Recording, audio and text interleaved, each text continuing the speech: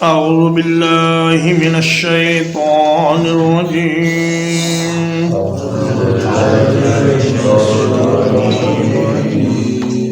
إن الذين اتقوا یقیناً وہ لوگ جو پرہیزگاری اختیار کرتے ہیں اذا مسهم طائف من الشیطان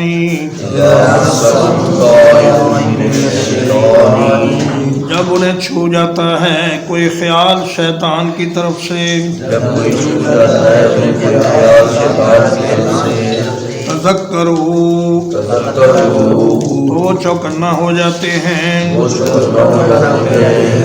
فَإِذَا هُمْ مُبْصِرُونَ اچانک وہ بصیرت حاصل کر لیتے ہیں۔ فرمایا کہ طائفن اور طیفن، ایک غلط میں اس کو طیفن بھی پڑھا گیا ہے۔ طافہ یطوفو کا معنی ہوتا ہے گھومنا، چکر لگانا، اور سورۃ القلم میں اللہ تعالیٰ نے فرمایا ہے کہ فطاف علیہا طائف من ربک وہم نائمون، کہ اللہ کی طرف سے ایک چکر لگانے والے عذاب نے ان کی اس کھیتی کا یا باغ کا چکر لگایا اور اس کو جلا کر راکھ کر دیا۔ اور اللہ تعالیٰ قرآن مجید میں فرماتا ہے وَطَہِّرْ بَيْتِیَ لِلطَّائِفِینَ وَالْعَاکِفِینَ، کہ میرے گھر کو پاک صاف رکھیں طواف کرنے والوں کے لیے۔ تو طائف کا معنی یہ ہوگا کہ جیسے ہی کوئی شیطانی وسوسہ ان کے دل و دماغ میں آتا ہے تو وہ فوراً اپنے آپ کو سنبھالتے ہیں اور چونک جاتے ہیں اور وہ دیکھنے لگتے ہیں کہ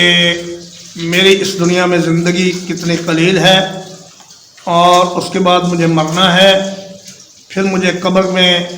ایک لمبے عرصے تک رہنا ہے، پھر 50,000 سال کا قیامت کا دن ہے، پھر وہ میزان کو یاد کرتے ہیں اور پل صراط کو یاد کرتے ہیں اور اللہ کے عذابوں کو یاد کرتے ہیں اور اللہ کی نعمتوں کو یاد کرتے ہیں، تو فوراً ہی وہ اس شیطانی اثر سے آزاد ہو جاتے ہیں اور فَإِذَا هُمْ مُبْصِرُونَ، پھر انہیں صحیح صورتحال نظر آنے لگتی ہے۔ بصارت کہتے ہیں آنکھ سے دیکھنے کو اور بصیرت کہتے ہیں دل سے دیکھنے کو۔ وہ دل کی آنکھ سے یہ سارے مناظر دیکھ لیتے ہیں اور اللہ تبارک و تعالیٰ کی رحمت اور اس کے عذابوں کا تصور ان کے دل و دماغ میں حاضر ہو جاتا ہے اور اس طرح وہ شیطان کے حملے سے بچ جاتے ہیں۔ گناہ کے بعد توبہ کرنا یہ بھی انسان کی سعادت کا سبب ہے، لیکن گناہ کرنے سے پہلے انسان سنبھل جائے تو یہ بہت اعلیٰ درجہ ہے، اور متقین کا یہی کام ہے کہ جب انہیں کسی گناہ کا خیال آتا ہے تو وہ فوراً ہی اپنے آپ کو سنبھالتے ہیں اور شیطان کے اثر سے آزاد ہو جاتے ہیں۔ علامہ ابن عساکر نے اپنی تاریخ میں ایک واقعہ لکھا ہے کہ ایک نوجوان تھا، جامع مسجد میں اذان دیا کرتا تھا، تو جب وہ مسجد کی چھت پر چڑھ کر اذان دے رہا تھا تو کسی عورت کی نظر اس پر پڑی اور وہ عورت اس پر فریفتہ ہو گئی۔ نوجوان تھا، خوبصورت تھا، تو اس نے اس مؤذن کو اپنی طرف گناہ کی دعوت دی۔ تو مؤذن پہلے تو اس کی طرف تھوڑا سا مائل ہوا، لیکن پھر فوراً ہی اسے یہ آیت یاد آ گئی کہ ان الذین اتقوا اذا مسهم طائف من الشیطان تذکروا۔ تو وہ اللہ کا خوف اس پر اس قدر غالب ہوا کہ وہ بے ہوش ہو گیا۔ اور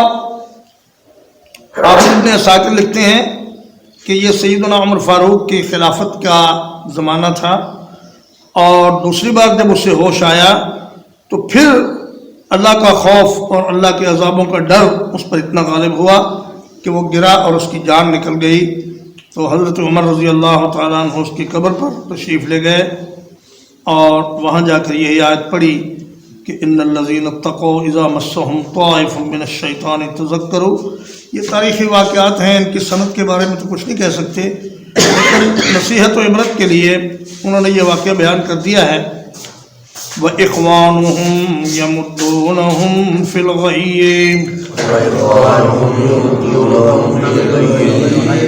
اور شیطانوں کے بھائی ان کو گمراہی میں کھینچ لیتے ہیں. ثم لا يقصرون، پھر وہ کوئی کوتاہی نہیں کرتے. فرمایا شیاطین الجن والانس اپنے دوستوں کو گمراہی میں کھینچ لیتے ہیں اور ان کو گمراہی میں بڑھاتے چلے جاتے ہیں اور انہیں توبہ کی توفیق نہیں ہوتی اور وہ ایک کے بعد دوسرا گناہ کرتے ہیں. گناہ کا نقد اس کی سزا یہ ہے کہ ایک گناہ کے بعد دوسرے گناہ کی توفیق مل جاتی ہے، اور نیکی کا نقد انعام یہ ہے کہ ایک نیکی کے بعد دوسرے نیکی کی توفیق مل جاتی ہے. انسان جب ایک گناہ کر لیتا ہے تو پھر دوسرا گناہ اس کی نظر میں ہلکا ہو جاتا ہے، تیسرا اس سے بھی ہلکا ہو جاتا ہے، اور پھر وہ گناہ پہ گناہ کرتا چلا جاتا ہے حتیٰ کہ وہ پوری طرح اس کو گمراہی اور ضلالت میں گھیر لیتے ہیں اور پھر اس کا انجام بہت برا ہوتا ہے. وَإِذَا لَمْ تَأْتِهِمْ بِآيَةٍ، اور جب آپ ان کے پاس کوئی نشانی نہیں لاتے، قَالُوا لَوْلَا اتَّبَعْتَهَا، کہتے ہیں کہ آپ نے خود کیوں نہ چن لیا اس کو. قُلْ إِنَّمَا أَتَّبِعُ مَا يُوحَى إِلَيَّ مِنْ رَبِّي، کہہ دیجئے میں تو صرف اسی کی پیروی کرتا ہوں جو اللہ کی طرف سے میری طرف وحی کی جاتی ہے.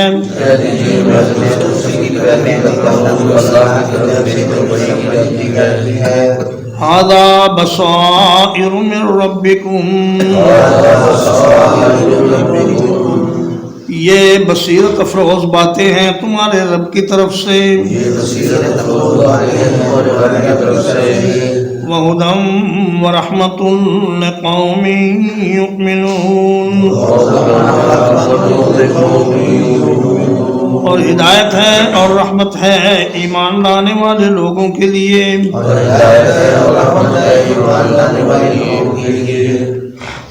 فرمایا کہ جب کئی روز تک آپ انہیں کوئی معجزہ نہیں دکھاتے یا کئی دنوں تک جب کوئی آیت قرآن مجید میں نازل نہیں ہوتی تو وہ کہتے ہیں جی کہ آپ تو نبی ہیں، آپ خود سے کیوں نہیں یہ آیت بنا لیتے یا خود سے کیوں نہیں کوئی معجزہ پسند کر لیتے ہمارے لیے اور ہمیں وہ دکھا دیجئے. تو فرمایا کہ میں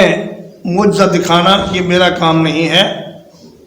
یہ اللہ کے اختیار میں ہے، اور جب وہ چاہے گا تمہیں دکھا دے گا. لیکن معجزے کا مطالبہ کرنا کسی بھی قوم کے لیے بڑا خطرناک ہے. جب تم معجزہ دیکھ لو گے اور پھر انکار کرو گے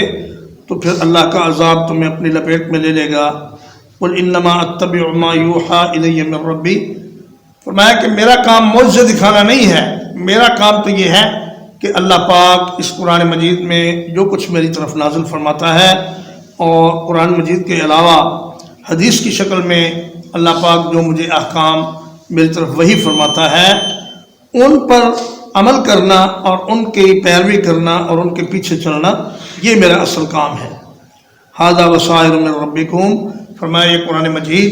اللہ کی طرف سے بصیرت والی باتیں ہیں اور روشن دلائل ہیں، اور اگر اس قرآن کے بعد تمہاری تسلی نہیں ہوئی تو پھر کوئی اور معجزہ بھی تمہیں راہ راست پر نہیں لا سکتا. فرمایا کہ وَهُدًى وَرَحْمَةٌ لِقَوْمٍ يُؤْمِنُونَ، قرآن مجید دعوت تو ساری کائنات کے لیے ہے، لیکن ہدایت اور رحمت صرف ان کے لیے ہے جو اس پر ایمان لاتے ہیں اور سنجیدگی سے اللہ تبارک و تعالیٰ سے اپنی مغفرت اور بخشش کروانا چاہتے ہیں اور اللہ سے جنت طلب کرتے ہیں اور اللہ کے عذابوں سے ڈرتے ہیں۔ وَإِذَا قُرِئَ الْقُرْآنُ، اور جب قرآن مجید پڑھا جائے، فَاسْتَمِعُوا لَهُ، تو اسے توجہ سے سنو، وَأَنصِتُوا، اور خاموش رہو، لَعَلَّكُمْ تُرْحَمُونَ، تاکہ تم رحم کیے جاؤ۔ فرمایا قرآن مجید کی جب تلاوت ہو رہی ہو تو خاموشی سے اسے سنا کرو اور توجہ سے سنا کرو۔ اللہ پاک نے کافروں کا یہ حال بیان فرمایا ہے کہ وقال الذین کفروا لا تسمعوا لهذا القرآن والغوا فیہ لعلکم تغلبون، وہاں بھی 3 باتیں فرمائیں اور یہاں اس کے جواب میں 3 باتیں ارشاد فرمائیں۔ وہاں یہ تھا کہ لا تسمعوا لهذا القرآن، یہاں فرمایا کہ وَإِذَا قُرِئَ الْقُرْآنُ فَاسْتَمِعُوا لَهُ، کہ جب قرآن پڑھا جائے تو اس کو توجہ سے سنو۔ وہ کہتے تھے نہ سنو، وَالْغَوْا فِيهِ، اس میں شور مچاؤ، تو اللہ نے فرمایا کہ نہیں، مومن کا کام یہ ہے کہ وہ خاموشی سے قرآن مجید کی تلاوت سنے۔ اور وہاں کہا کہ لعلکم تغلبون، اور یہاں فرمایا لعلکم ترحمون، کہ تم اگر خاموشی سے قرآن مجید سنو گے اور توجہ اور دھیان سے سنو گے تو اللہ پاک تم پہ رحم فرمائے گا۔ احناف نے کہا کہ یہ آیت کریمہ اس بات کی دلیل ہے کہ امام کے پیچھے سورۃ الفاتحہ نہ پڑھی جائے، لیکن نبی کریم صلی اللہ علیہ وسلم نے اپنے صحابہ کرام سے فرمایا کہ کیا تم میرے پیچھے کچھ پڑھتے ہو؟ انہوں نے کہا جی ہاں، تو آپ نے فرمایا کہ لا تفعلوا الا بفاتحۃ الکتاب فإنه لا صلاة لمن لم يقرأ بفاتحۃ الکتاب۔ فرمایا میرے پیچھے اور کچھ نہ پڑھو، صرف سورۃ الفاتحہ پڑھو۔ تو معلوم ہوا کہ سورۃ الفاتحہ کو استثناء حاصل ہے نبی کریم صلی اللہ علیہ وسلم کے فرمان کی وجہ سے۔ قرآن مجید کا حکم عام ہے اور حدیث نے اس کو خاص کر دیا کہ ایک سورۃ الفاتحہ اس سے مستثنیٰ ہے، باقی جب بھی قرآن مجید پڑھا جائے تو اس کو توجہ سے اور خاموشی سے سننا چاہیے۔ خطبے میں بھی جب امام خطبہ دے رہا ہو تو اس وقت بھی خاموشی اور توجہ کا حکم ہے، اور جب کوئی آدمی انڈیویجولی اپنی انفرادی تلاوت کر رہا ہو تو اس وقت اس کے تلاوت کے سامنے خاموش رہنا واجب نہیں ہے اور نہ ہی توجہ سے اس کو سننا ضروری ہے۔ مطلب یہ کہ قرآن مجید کو توجہ سے سنو اور خاموش رہ کر سنو جب وہ سنانے کے لیے پڑھا جائے، اور اگر کوئی آدمی اپنی منزل کر رہا ہے تو آپ اس بات کے پابند نہیں ہیں کہ آپ اس کی تلاوت کو خاموشی سے سنیں۔ آپ اس کی تلاوت کے ساتھ اپنی تلاوت بھی کر سکتے ہیں، اس کی تلاوت کے دوران ذکر اذکار بھی کر سکتے ہیں، جیسا کہ نبی کریم صلی اللہ علیہ وسلم نے فرمایا کہ جب جمعہ کا خطبہ ہو رہا ہو تو جو آدمی مسجد میں داخل ہو وہ 2 رکعت نماز پڑھ کے بیٹھے۔ حالانکہ نماز خاموشی کے ساتھ تو نہیں پڑھی جا سکتی، اس میں کچھ نہ کچھ بولنا ہوتا ہے، کچھ پڑھنا ہوتا ہے، تو اس کا یہ نماز پڑھنا اس انصات کے اور اجتماع کے خلاف نہیں ہے جس کا قرآن مجید میں حکم دیا گیا ہے۔ اسی طرح سورۃ فاتحہ کا دل میں پڑھنا بھی اس اجتماع کے اور انصات کے خلاف نہیں ہے۔ وَاذْكُرْ رَبَّكَ فِي نَفْسِكَ تَضَرُّعًا وَخِيفًا،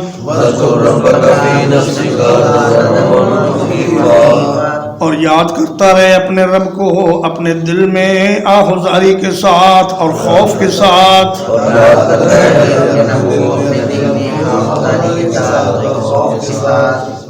وَدُونَ الْجَهْرِ مِنَ الْقَوْلِ، اور ذرا آہستہ آواز کے ساتھ، بالغدو والآصال، صبح کے وقت اور شام کے وقت ولا تکن من الغافلین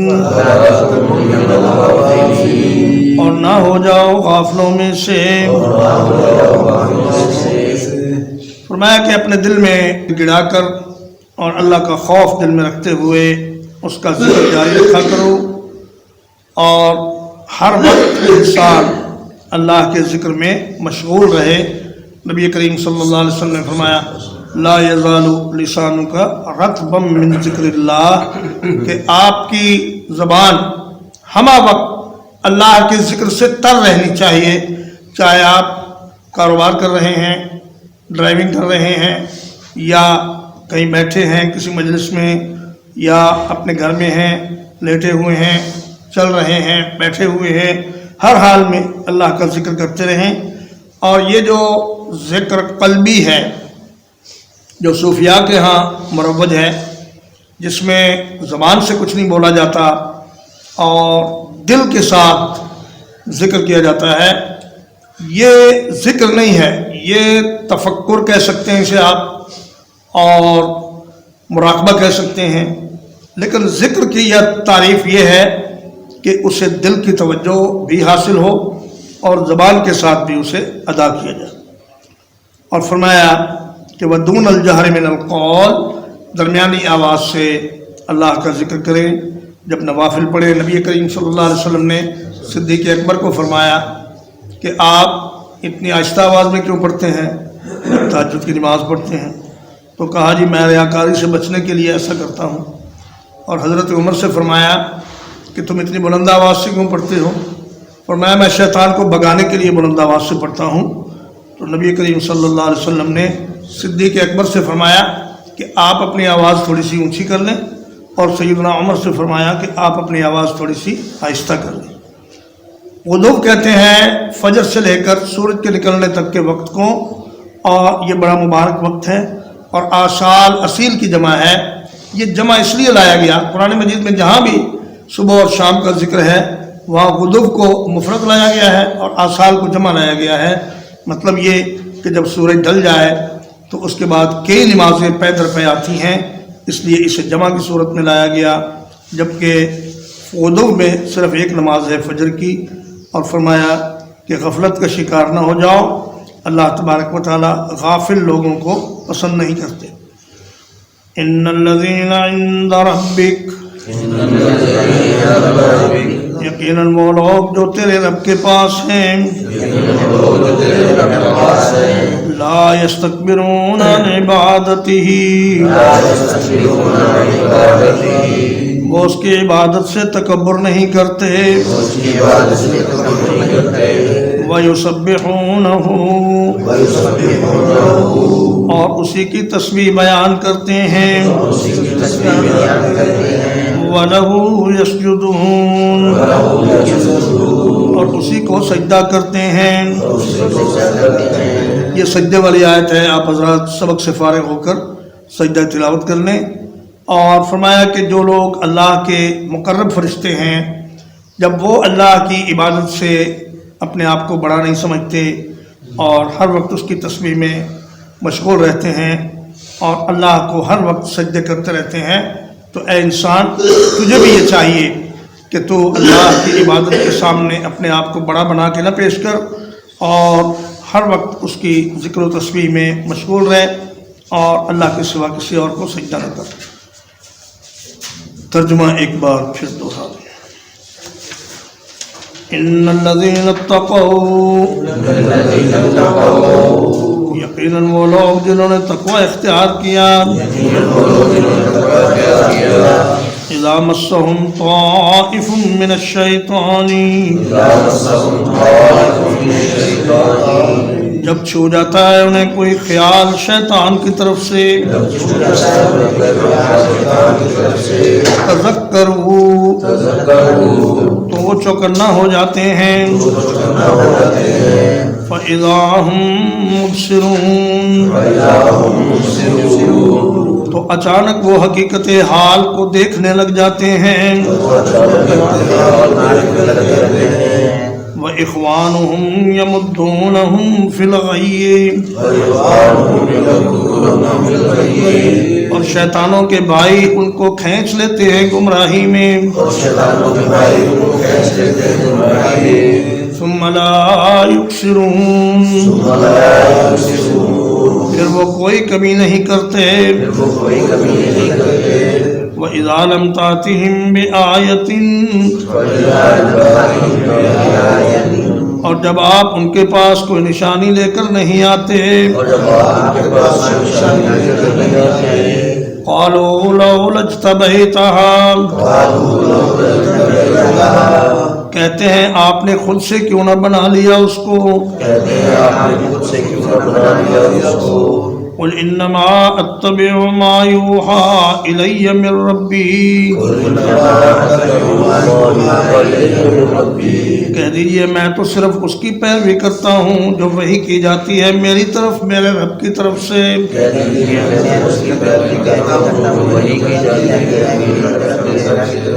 هذا بصائر من ربكم یہ قرآن مجید روشن دلائل ہیں تمہارے رب کی طرف سے وَهُدًى وَرَحْمَةٌ لِقَوْمٍ يُؤْمِنُونَ اور ہدایت ہے اور رحمت ہے ایمان لانے والے لوگوں کے لیے وَإِذَا قُرِئَ الْقُرْآنُ اور جب قرآن مجید پڑھا جائے فَاسْتَمِعُوا لَهُ تو اسے توجہ سے سنو وَأَنصِتُوا اور خاموش رہو لَعَلَّكُمْ تُرْحَمُونَ تاکہ تم رحم کیے جاؤ وَاذْكُرْ رَبَّكَ فِي نَفْسِكَ اور اپنے رب کو یاد کرتے رہو اپنے دل میں تضرعاً وخیفتاً گڑ گڑا کر اور خوف کے ساتھ ودون الجہر من القول اور بلند آواز سے کم آواز کے ساتھ بالغدو والآصال صبح کے وقت اور شاموں کے وقت ولا تکن من الغافلین اور نہ ہو جانا غافلوں میں سے ان الذین عند ربک یقیناً وہ لوگ جو آپ کے رب کے پاس ہیں لا یستکبرون عن عبادتہ وہ نہیں تکبر کرتے اس کی عبادت سے وَيُسَبِّحُونَهُ اور اس کی تسبیح بیان کرتے ہیں وَلَهُ يَسْجُدُونَ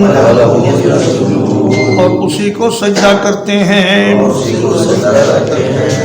الحمدللہ سورۃ الاعراف آج ختم ہو گئی اور اس کے بعد سورۃ الانفال شروع ہوگی وصلی اللہ علی نبینا محمد وآلہ وصحبہ اجمعین